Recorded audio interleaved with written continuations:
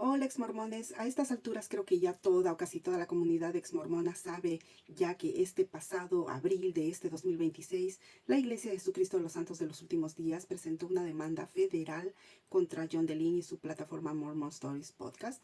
Bueno, este conflicto no es el primero que existe entre la Iglesia y John Dehlin, quien fue excomulgado en 2015. Esta vez la diferencia es que esta demanda es estrictamente legal y comercial. Y aquí quiero hablar de algunos puntos clave. El primero sería que la Iglesia demanda al doctor Dehlin por infracción de marcas y derechos de autor, alegando que el podcast ha utilizado elementos de su identidad visual y propiedad intelectual y que genera confusión entre el público porque usa una paleta de colores azul y dorado y un diseño gráfico muy similar al de la marca oficial de la Iglesia y que confunden a los miembros porque les hace creer que Mormon Stories es un producto oficial de la Iglesia. Pero si uno tiene dos dedos de frente y entra a ver o a escuchar Mormon Stories, al minuto te das cuenta que no se trata del material producido por la Iglesia. Pero como siempre está ese comportamiento paternalista de la Iglesia que trata a sus miembros como niños o como personas carentes de inteligencia. Ya me entienden, ¿no? Y la Iglesia reclama también por el uso de imágenes protegidas y que tienen derechos de autor como la estatua del Christus y el logotipo oficial de la Iglesia en sus miniaturas de YouTube.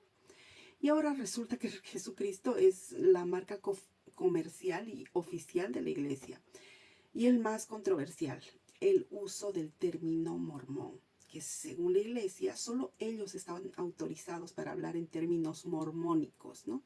Y que si esta palabra o nombre y sus variantes es mencionada por alguien que no pertenece a la Iglesia, también confunde a los miembros porque parecería que la Iglesia los respalda o patrocina Mormon Stories, lo cual no es así. Pero resulta irónico porque fue la Iglesia, mediante la voz de su anterior presidente Russell M. Nelson, quien hizo una campaña para distanciarse del término mormón. O sea, no somos mormones. Usar el término mormón es una victoria para Satanás. No la uses. Pero es nuestra. Solo la Iglesia puede usarla porque la tiene registrada como marca comercial.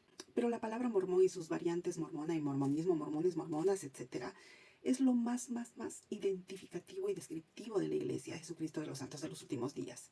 ¿Y qué iglesia es esa? La Iglesia mormona. ¿Y de quiénes? De los mormones. Ah, los mormones. Ya sabemos de quiénes estamos hablando. Es que es innegable. Ambas partes ya intentaron una mediación privada que duró varios meses entre finales del 2025 y principios de este 2026, y la Iglesia afirma que solo pedían una cláusula de extensión de responsabilidad, un disclaimer, que sea claro y visible y que indique pues que el podcast no está afiliado ni respaldado por la corporación Sud. Y John Dehlin sostiene que ellos ya realizaron los cambios pertinentes, pero que la Iglesia quiere limitar su libertad de expresión con el pretexto de eso de la propiedad intelectual.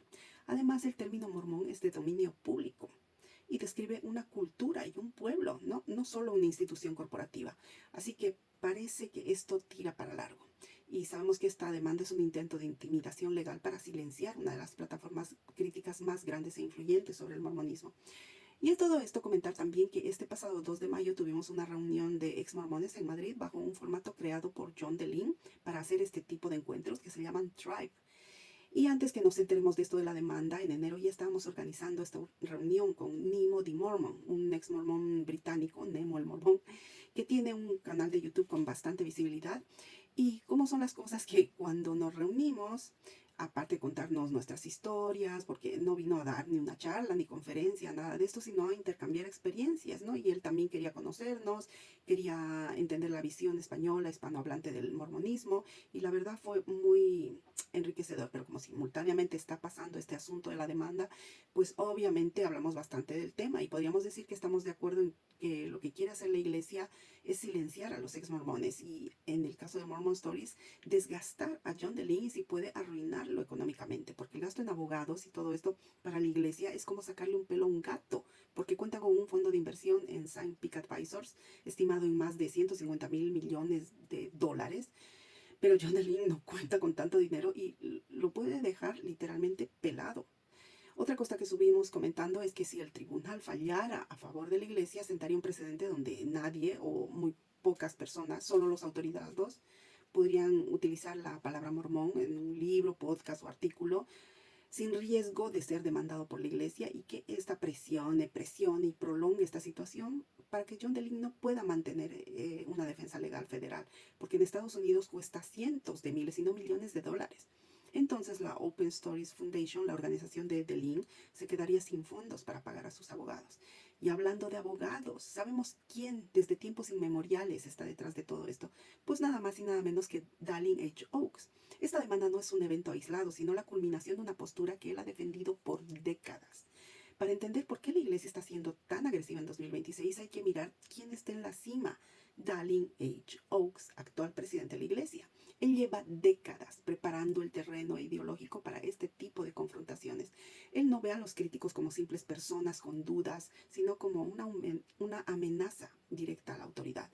Solo hay que recordar sus frases más famosas. No es apropiado criticar a los líderes de la iglesia, incluso si la crítica es verdadera. Esta frase, el de los años 80, resume su filosofía. Luego está la de: la iglesia no pide ni da disculpas. O al revés. En 2015, Oaks dejó claro que la institución está por encima de la responsabilidad civil o moral frente a sus miembros, y siempre se ha referido a los opositores como personas que buscan destruir la fe.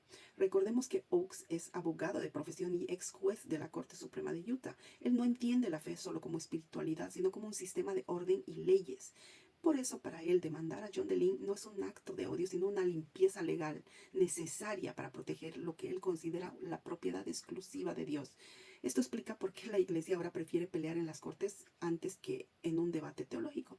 Pero ¿se imaginan que la gran logia masónica de Illinois hubiera demandado a José Smith por copiar los elementos de los ritos de iniciación para implementarlos en las ceremonias del templo? Es más, en su día los mormones tenían prohibido unirse a la gran logia de Utah, y esta prohibición duró hasta 1984. En ese entonces los que eran una organización clandestina eran los mormones, no los masones, ¿no?